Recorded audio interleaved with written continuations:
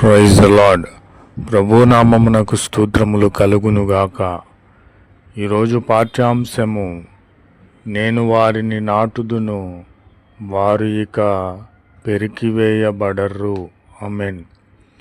నా ప్రియమైన సహోదరి సహోదరులారా, లోక సంబంధమైన క్రియలలో నుండి, పాపములో నుండి నీవు ఏర్పరచబడి ఉన్నావు కనుక పాపక్షమాపణ నిమిత్తము బాప్తిస్మము పొంది దేవుని అడుగుజాడల్లో నడుస్తున్నావు కనుక నీవు దేవునిలో నాటబడి ఉన్నావు. ఇక నిన్ను ఎవరు పెరికివేయకుండా, లోకములోనికి లాగకుండా ఉండాలంటే దేవుని వాక్యము నీ హృదయములో ఉండాలి. దేవుని వాక్యము ఎప్పుడైతే నీ హృదయంలో ఉంటుందో నీవు పాపము చేయవు, లోక సంబంధమైన క్రియలు చేయవు. ఇక మీదట నీవు నాటబడి పెరికివేయబడక నీ వేరు పారి దేవునిలో నీవు అభివృద్ధి చెందేటట్లుగా దేవుని వాక్యము నీ హృదయంలో ఉంచుకోవాలి. ఎప్పుడైతే నీవు పాపక్షమాపణ నిమిత్తము బాప్తిస్మము పొంది ఉన్నావో దేవునిలో నీవు నూతనముగా నాటబడి ఉన్నావు కనుక నీ వేరు పారి అంచెలంచెలుగా దేవునిలో ఎదగాలి, ఆత్మీయత కలిగి ఉండాలి, ఆత్మవరములు పొందుకోవాలి, పరిశుద్ధాత్మను పొందుకొని అన్య భాషలతో నీవు మాట్లాడాలి, ప్రవచన వరము పొందుకునేటట్లుగా నీ ప్రార్థన విధానము, ప్రార్థన జీవితము ఉండాలి.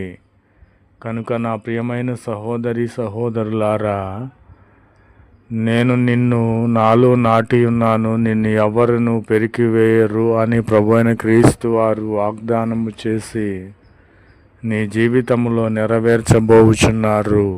ఆమెన్. నా ప్రియమైన సహోదరి సహోదరులారా, సొమ్మసిల్లిన వారికి బలమిచ్చువాడు, సొమ్మసిల్లిన వారికి శక్తిని బలమునిచ్చి ఉత్సాహంను ఉల్లాసమును దయచేయు దేవుడు. నా ప్రియమైన సహోదరి సహోదరులారా, ఏలియా గారు ఆ ఆహారము లేక సొమ్మసిల్లినప్పుడు దేవుడు కాకులకు ఆజ్ఞాపించి, కాకులు ఏలియా గారికి ఆహారము తీసుకొని పోషించేటట్లుగా దేవుడు కాకులకు ఆజ్ఞాపించినప్పుడు సొమ్మసిల్లినటువంటి తన ప్రాణమును దేవుడిచ్చిన ఆహారము చేత బలపరుచుకొని ఉన్నాడు. ఆ బలము చేత ఆ ఒక్కరోజు తినిన ఆహారమును బట్టి సొమ్మసిల్లిపోయినటువంటి వాడు బలమును పొంది ఉన్నాడు. ఆ ఒక్కరోజు తినిన ఆహారమును బట్టి 40 రోజులు ప్రయాణము చేయుటకు దేవుడు ఎంతగానో బలమిచ్చి ఉన్నాడు. నా ప్రియమైన సహోదరి సహోదరులారా, మనము జీవించుచున్నది దేనికి? ఈ లోక సంబంధముగా మనము తినిన ఆహారము రోజుకు ఎన్నిసార్లు తినుచున్నాము? మనము అయినను సొమ్మసిల్లిపోచున్నాము. కానీ దేవుడు మనకిస్తే ఆ ఆహారము శ్రేష్టమైనది, ఆశీర్వదించబడినది. ఒక్కరోజు దేవుడిచ్చిన బలం, శక్తి కలిగిన ఆహారమును బట్టి బలమును పొందుకొని 40 రోజులు ప్రయాణము చేసి ఉన్నారు ఏలియా గారు. అలాగనే నా ప్రియమైన సహోదరి సహోదరులారా, సంసోనును పట్టి దాగోను దేవత ఆలయంలో కట్టినప్పుడు ఆయన సొమ్మసిల్లిపోయి ఉన్నాడు. దేవునికి ప్రార్థన చేసి ఉన్నాడు, అయ్యా నాకు బలమును ధరింపచేయము, నన్ను క్షమించుమని ప్రార్థించినప్పుడు సంసోనుకు దేవుడు సొమ్మసిల్లినటువంటి ఆ ప్రాణమునకు బలమిచ్చి ఉన్నాడు. ఆ దాగోను దేవతను కూల్చివేసి ఉన్నాడు, ఆ గుడిని కూల్చివేసి ఉన్నాడు. కనుక నా ప్రియమైన సహోదరి సహోదరులారా, సొమ్మసిల్లిన వారికి బలమిచ్చువాడు యేసుక్రీస్తు మాత్రమే. ఆమెన్.